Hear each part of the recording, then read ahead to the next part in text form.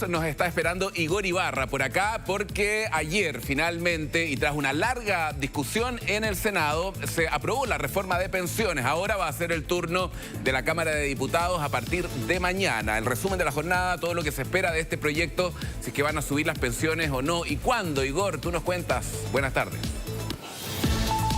Alerta. Hola, ¿cómo estás? Buenas tardes, Karim. Ya han pasado 12 horas de este despacho en general y en particular de la reforma de pensiones en la sala del Senado, en donde se aprobaron las indicaciones que se habían propuesto por parte del Ejecutivo, en donde se hacían cargo, por ejemplo, de ciertas dudas y también reparos que habían planteado algunos senadores después de lo que había expuesto el Consejo Fiscal Autónomo por la reforma de pensiones para que esto tenga una solvencia fiscal. También fue aprobado en general cerca de las 12 de la noche, donde recibió una gran mayoría de 40 votos, recibió de respaldo la reforma previsional que, entre otras cosas, se ha comentado que se va a crear un nuevo sistema mixto de pensiones y también un seguro social en el pilar contributivo de esta reforma previsional. Ayer los ministros Mario Marcel y también Janet Jara, esta dupla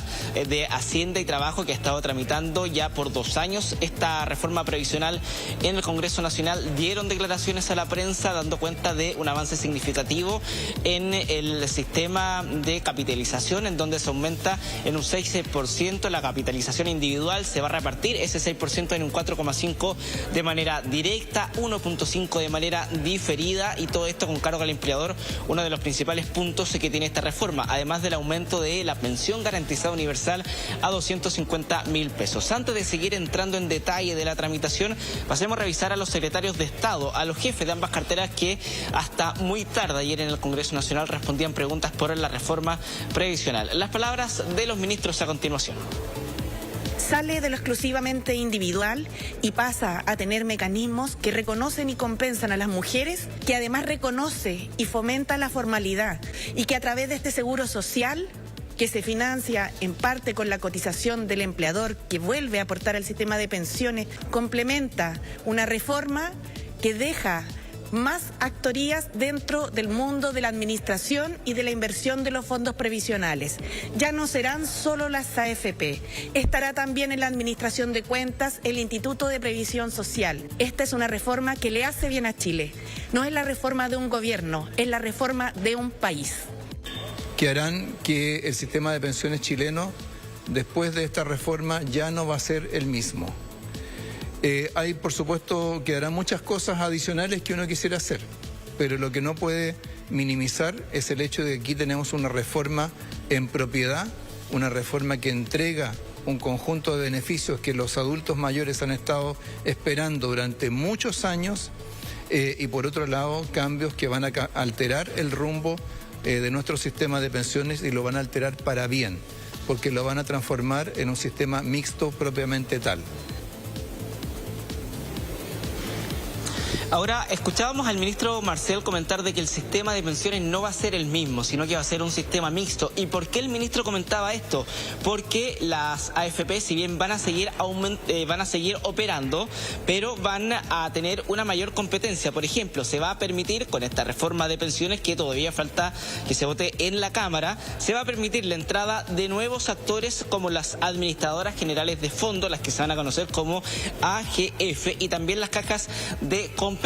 Además, se va a reemplazar el sistema de los multifondos por fondos generacionales, en donde cada uno, de acuerdo a un rango etario, va a estar en un fondo de mayor o menor riesgo dependiendo de la edad. Ahora, lo que queda de trámite en el Congreso Nacional es en la Cámara de Diputados, el tercer trámite donde se le conoce, en donde, si bien existían hace algunos días bastante dudas por parte de diferentes diputados del oficialismo, con el pasar de los días y las conversaciones que ha tenido la propia ministra Jaras, que se han ido resolviendo con diferentes bancadas, por ejemplo, miembros del Partido Socialista, miembros del PPD, del Comité de Independientes, se han ido resolviendo estos y al menos no debería existir una sorpresa en cuanto a los votos, ¿sí? Un debate y también ciertas dudas, por ejemplo, que se plantean en la discusión del aumento de la PGU, porque se va a hacer de manera escalonada,